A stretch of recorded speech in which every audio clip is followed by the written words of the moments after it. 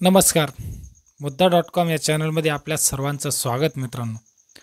Hotel Bhagyashree आपण वेळोवेळी ऐकले. हॉटेल भाग्यश्री नात करती काय यावंच लागतंय हॉटेल भाग्यश्री असं म्हणत म्हणत महाराष्ट्रामध्ये सोलापूरचं नाव पुढं घेऊन जात तुळजापूर या ठिकाणी आपलं स्वतःचं बस्तान बांधून त्यानं कुठंतरी नाव पुढं केलं होतं. हॉटेल भाग्यश्री स्वतःच्या बायकोचं नाव देऊन हॉटेल महाराष्ट्रामध्ये कसं चालवायचं आणि बकऱ्याचा व्यवसाय करत आपलं व्यवसाय पुढं कसा न्यायचा हे सगळं चालू केलं असताना आज त्या हॉटेल भाग्यश्रीच्या मालकाला आज 2-2 बॉडीगार्ड ठेवून देखील लोकांनी सेल्फी घ्यायच्या नादामध्ये त्यांना मारहाण केलेली आहे, फरफटत नेलेलं आहे, हातपायाला त्यांच्या जखमा झालेल्या आहेत.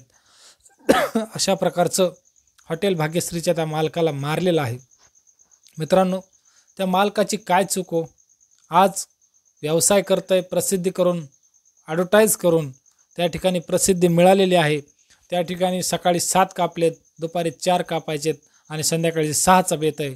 अशा प्रकारचं मार्केट करून त्या ठिकाणी भरपूर असे व्हिडिओ तयार करून यूट्यूबवर असेल, फेसबुकवर असेल प्रसिद्ध करून नात करती का यावंच लागतंय अशा प्रकारचे व्हिडिओ व्हायरल करून त्या ठिकाणी लोकांना मनोरंजन करून प्रेक्षकांना आकर्षित करून प्रत्येक गोष्ट बकरं टांगलेलं असेल, बकरं कापण्याच्या वेळेस असेल, बकरं सकाळी किती वाजता कापतात ते पूर्ण बकरे उलटे टांगून त्या ठिकाणी बकरे किती कापायला घेतलेत याची पूर्ण माहिती देऊन ते हॉटेल भाग्यश्रीचे मालक त्या ठिकाणी आपल्या पत्नीला घेऊन आपलं सगळं काम करत होते. हॉटेल भाग्यश्री हे झोतात कधी आलं? ज्यावेळेस त्यांच्या बायकोला म्हणजेच त्यांच्या पत्नीला त्यांनी स्कॉर्पिओ घेऊन दिली. म्हणजे स्कॉर्पिओ थोडक्यात, आता सॉरी मी स्कॉर्पिओ म्हणलेलो आहे, पण त्यांनी फॉर्च्युनर घेऊन दिली, जे की आज मंत्री संत्री त्या गाडीमध्ये फिरतात. मित्रांनो, आज कोट्यावधीचा व्यवसाय एखादा बिल्डर करत असेल, कोट्यावधीचा व्यवसाय एखादा कॉन्ट्रॅक्टर करत असेल, डॉक्टर कमवत असेल, कित्येक कोटी डॉक्टर कमवतात. आज आपल्या डोळ्यासमोरची गोष्ट आहे. आपण एखाद्या दवाखान्यात गेलो तर कित्येक कोटी रुपये डॉक्टर आज त्या ठिकाणी टर्नओव्हर त्यांचा वर्षाचा आहे. मित्रांनो, एखाद्या दवाखान्यात तुम्ही जर गेलात तर तुम्हाला नुसतं हात लावण्याचे ते 300 ते 400 रुपये घेतात. अशा प्रकारचं घेत असताना आणि तो माणूस तुम्हाला पूर्ण जेवण देऊन त्या ठिकाणी 250 रुपये घेतो. ते काय दुनियाचे वेगळे पैसे घेत नाही मित्रांनो. क्वालिटी बघून ते लोक जातात, त्याप्रमाणे ते लोक पैसे घेतात.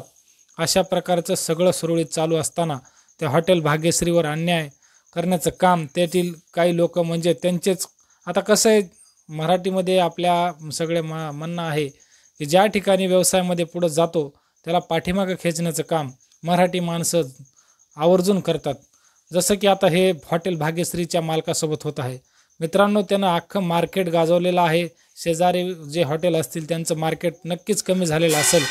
हे सगळं मार्केट कमी झालेलं असल्यामुळं त्या ठिकाणी त्या शेतकऱ्या म्हणजे सगळ्याचंच आज शेतकरी बांधवातील काही लोकांनी हॉटेल चालू केलेले आहेत, काही व्यावसायिक नवीन चालू केलेले आहेत, काही लोकांनी लोन कर्ज घेऊन चालू केलेत. पण तुम्ही तुमच्या हिमतीवर कमवा ना, तुमच्या हिमतीवर पुढे जा. असं लोकांना मारून, असं लोकांची आपदा करून, लोकांना कुठंतरी खड्ड्यात टाकून आपलं पोट भरण्याची ही शाळा कितपत योग्य आहे? आज हॉटेल भाग्यश्रीचा मालक पुण्यासारख्या ठिकाणी जातो, सेलिब्रिटी त्यांना घ्यायला येतात. मुंबईसारख्या ठिकाणी सजना त्या फिल्म शूटिंगच्या ज्यावेळेस सुरुवात होते त्यावेळेस तो असं घोषित करतो की मी आता इथून पुढं सजना थाळी चालू करणार आहे. सजना थाळी चालू केल्यावर मी प्रत्येक कस्टमरला हे करणार आहे. ज्यावेळेस त्याच्या हॉटेलमध्ये बसण्यासाठी जागा कमी पडत होती त्यावेळेस त्यानं जागासुद्धा बदलून 1 एकरमध्ये जागा घेतली. हे मार्केट बघून लोक जळत आहेत मित्रांनो. हे मार्केटमध्ये आलेला माणूस बघून जळत आहेत. ज्या ठिकाणी बायकोला फॉर्च्युनर घेऊन दिली, त्यानंतर दररोज कित्येक लोकांना व्यवसायामध्ये त्या ठिकाणी लोकांना काम हाताला दिलं आणि बरेच लोक आज पुण्याहून असतील, मुंबई असतील, तुळजापूरसारख्या ठिकाणी एका खेडेगावाच्या ठिकाणी म्हणायला तर काही हरकत नाही. कारण तुळजापूर हे शहर काही लय मोठं शहर नाही, पण त्या शहराला देवीचं आणि देवदेवताचं रूप असल्यामुळं त्या ठिकाणी मोठा व्यवसाय त्या ठिकाणी होता. परंतु असं बकऱ्याचा अपवाद कधीही नव्हता. परंतु ज्या वेळेसपासून बकरे कापण्याचा व्यवसायामध्ये ट्रेंडिंग तर चौकडच होतं की बकरे त्या ठिकाणी या ठिकाणी, परंतु हे कापण्याची खून म्हणजे काही गोष्टीमध्ये दाखवण्याचा रुबाब, त्या ठिकाणचं ॲडव्हर्टाइजमेंट आणि बऱ्याच लोकांनी आज तिथं हॉटेल भाग्यश्रीला येऊन कित्येक लोकांनी भेट दिलेली आहे. बऱ्याच लोकांचं म्हणणं आहे की जेवण 1 नंबर आहे. मित्रांनो, कित्येक लोक जळणारे आहेत, त्यांचं स्टेटस वेगवेगळे ठेवतात, परंतु आपला भाव चांगला पाहिजे, त्याप्रती चांगली भावना पाहिजे, त्यावेळेस आपलंही कुठंतरी पुढं जाऊ शकतं, अशा प्रकारचं लोकांची भावना पाहिजे. पण दुनियामध्ये आल्यावर ह्या महाराष्ट्रामध्ये मराठी माणसाला पुढं घेऊन जाण्याचं काम जे लोक आज करत नाहीत. मुंबईमध्ये तर फार मोठी गोष्ट आहे, परंतु मराठवाड्यामध्ये आज कुठंतरी एखादा माणूस पुढं जातो आहे, एखादा माणूस व्यवसायामध्ये पुढं जातो आहे, गरीब माणूस पुढं जातो आहे, ते कुणाला देखवत नाही, अशा प्रकारचं काम आज या ठिकाणी होत आहे. आज जे हॉटेल भाग्यश्रीचे मालक होते त्यांना 4 गुंडांनी नेऊन इतकं बेदम हाणमार केलेले आहे, इतकं भयानक मारलेलं आहे की पार त्यांना 5 किलोमीटरपर्यंत फडफडत नेलं आहे.